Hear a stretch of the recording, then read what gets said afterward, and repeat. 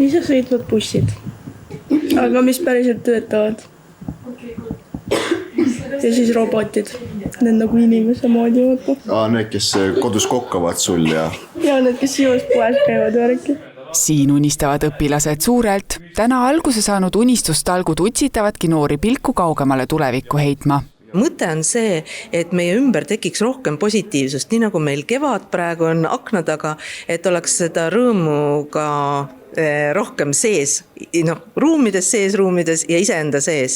Millisena tahame näha Eestit aastal 2050? Sellele küsimusele vastuse otsimisega tegid täna algust Rakvere riigigümnaasiumi õpilased. Tänapäeva noored unistavad eelkõige rahulikust maailmast, kindlasti vabast Eestist, headest inimsuhetest ja sallivusest, koostööst ja kokkuhoidmisest maailmas ja Eestis.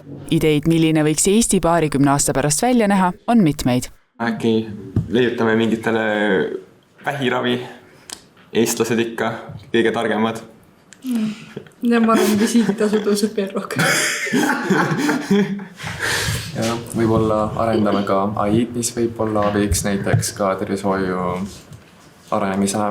Meil on tegelikult väga palju aktiivseid noori, kes on nõus panustama, kui neile antakse vabad käed, ressursid ja asjad ja siis tegelikult me saame seda tulevikku muuta. Kokku unistab alates tänasest üle 100 kooli.